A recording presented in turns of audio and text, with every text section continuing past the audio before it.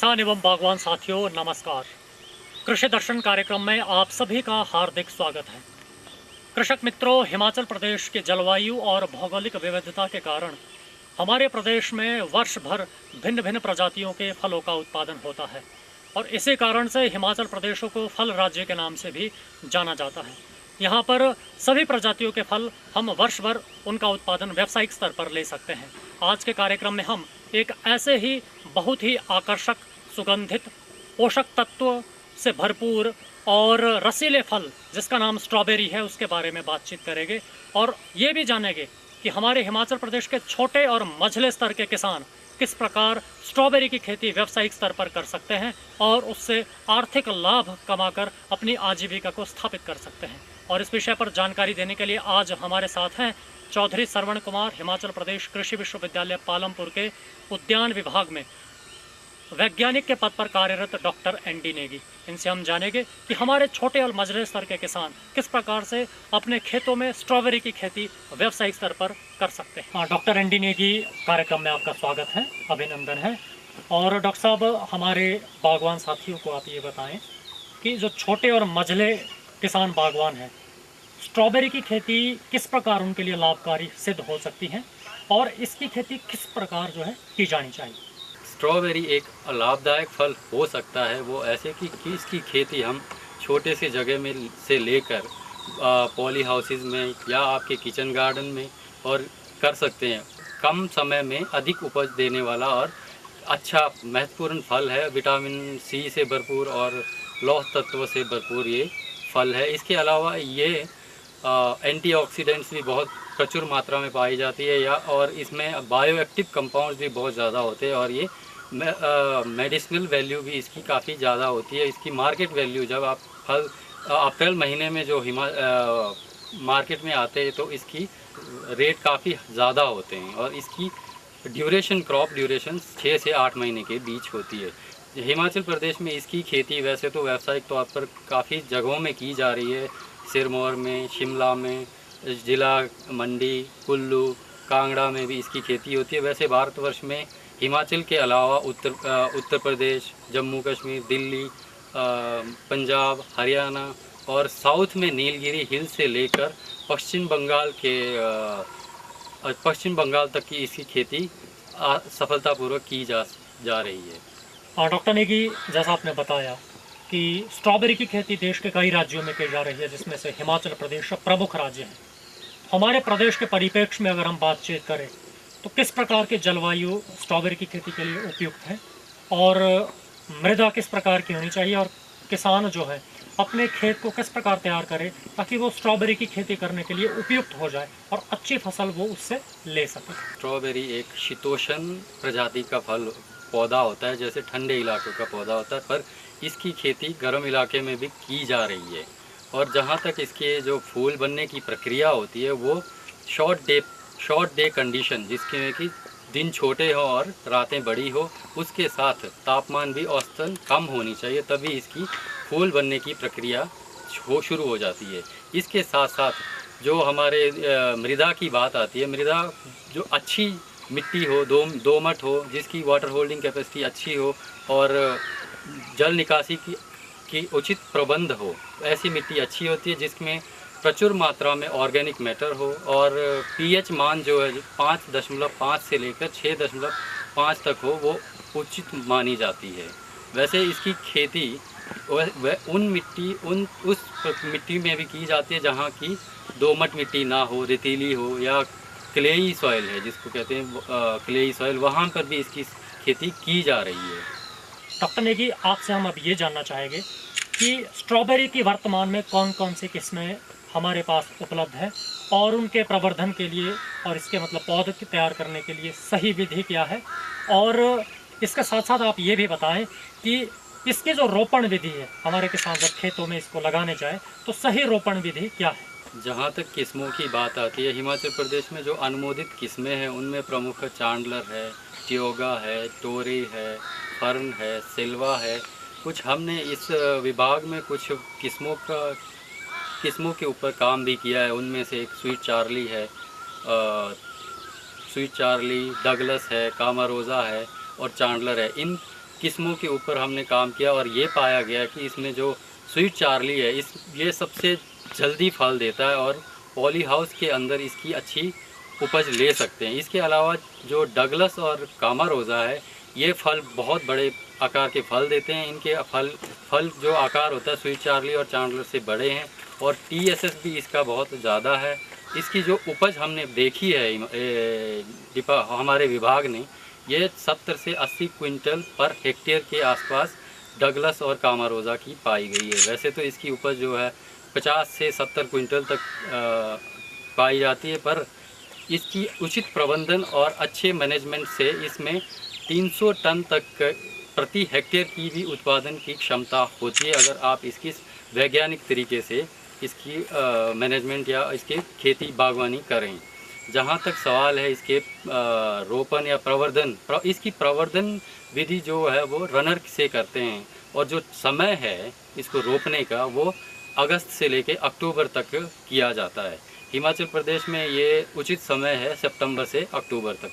जहाँ तक खेत तैयार करने की बात आती है तो अगस्त में किसान खेती को अच्छी तरह से हल चला के जोत करके उसमें से अच्छी तरह से आप खाद, गली सड़ी खाद 50 टन प्रति हेक्टेयर की दर से अच्छी तरह से मिलाएं। इसके साथ पोटाश और फास्फोरस ये 40 किलोग्राम प्रति हेक्टेयर के दर से खेत तैयार करते समय मिलाएं अच्छी तरह से। उसके बाद इसमें क्यारियाँ तैयार करें। क्यारियाँ थोड़ी सी रेज्ड बनानी है और ऊंची क्यारियाँ बनानी है। और जो रोपने का विधि है इसमें पौध से पौध की दूरी 30 सेंटीमीटर से 60 सेंटीमीटर तक रखते हैं और जो रो टू रो डिस्टेंस है वो भी 30 to 60। इसके अलावा एक और इसमें प्लांटिंग डिस्टेंस है वो 45 सेंटीमीटर पौध से पौध और 45 सेंटीमीटर पंक्ति से पंक्ति की दूरी पे इसकी रुपाई की जाती है। और जहाँ तक एक हेक्टेयर में इस दूरी पे पौधे जो रोपित किया जाता है 50,000 से लेकर 60,000 पौधे काफ़ी होते हैं एक हेक्टेयर एरिया को रोपने के लिए। रोपण के बाद उसमें कितनी मात्रा में वो कौन कौन से उर्वरक कितनी समय अवधि के बाद डालें और उसकी सिंचाई का किस प्रकार ध्यान रखें, और उसके बाद फिर जब पौधे को ढकने की बारी आती है जिसे मल्चिंग हम आमतौर पर कहते हैं, उसका हमारे जो बागवान है वो किस प्रकार ध्यान रखें ताकि व्यावसायिक स्तर पर स्ट्रॉबेरी का उत्पादन वो ले सके। तो जब आप खेत तैयार करते हैं उसमें 50 टन गोबर की गली सड़ी खाद, 40 किलोग्राम पोटाश और इतना ही 40 किलोग्राम ही फास्फोरस को खेत तैयार करते समय डालना, अच्छी तरह मिलाना चाहिए। इसके अलावा नाइट्रोजन की मात्रा 80 किलोग्राम प्रति हेक्टेयर के हिसाब से आप जब पौध को रोपने के बाद 1 महीने बाद आप इसमें आधी मात्रा, इसका मतलब ये हुआ कि 40 किलोग्राम प्रति हेक्टेयर पौध रोपने के 1 महीने बाद दें जब आप इसमें निराई करते, हल्की निराई। और बाकी के जो 40 किलोग्राम है वो फूल आने से कुछ पहले ही, ये हिमाचल में ये समय होता है फरवरी या मार्च का महीना, इस समय आप नाइट्रोजन की खुराक दे सकते हैं। जहाँ तक सवाल है आपका जो सिंचाई जब आप रोपण करते हैं पौधे को उसी समय आप हल्की सिंचाई दे दें। उसके बाद 10-15 दिन बाद अगर मौसम शुष्क रहता है तो एक और सिंचाई दें। इस समय जो इसकी जो जड़ें होती है नई विकसित हो रही होती है और उसमें सिंचाई देनी बहुत ज़रूरी होती है। उसके बाद अगर अक्टूबर-नवंबर में सूखा रहता है मौसम, एक और सिंचाई ज़रूर दें, अवश्य दें। इसके बाद जो एक आपने बहुत अच्छा सवाल किया है कि जो मल्चिंग जिसे हम कहते हैं, मल्चिंग करने जो टाइम है वो जनवरी का महीना हिमाचल प्रदेश के लिए अच्छा है। उस समय पूरे इसके जो जड़ें हैं अच्छी विकसित कर जाती है और नई ग्रोथ भी अच्छी आ जाती है। इस समय आप मल्चिंग के लिए सूखी घास के पत्ते या आप चीड़ के पत्ते या एक ब्लैक पॉलीथीन आती है, इसकी मल्चिंग कर सकते हैं। मल्चिंग का फ़ायदा ये होता है, एक तो आप नमी बरकरार बनाए रखती है, दूसरे खरपतवार की अच्छे नियंत्रण करता है, और तीसरी बात ये आपको जो फल को मिट्टी के संपर्क में आने से रोकता है। ये जो घास फूस और चीड़ के पत्ते हैं ये इसमें डिकम्पोज होके ऑर्गेनिक मैटर को भी बढ़ाते हैं।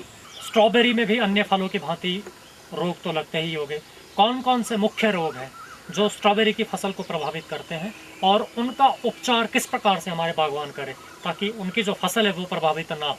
3 तरह की बीमारियां देखने को मिलती हैं, जड़ों में, पत्तों में और फलों में। और जड़ों में जहां तक सवाल है, ये जड़ सड़न रोग, जिसको हम कॉलर रोग भी कहते हैं, ये एक फफूंद द्वारा होता है। और इसकी रोकथाम के लिए किसान बागवान जब आप पौधे लेते हैं तो अच्छे नर्सरी मैन से पौधे लें।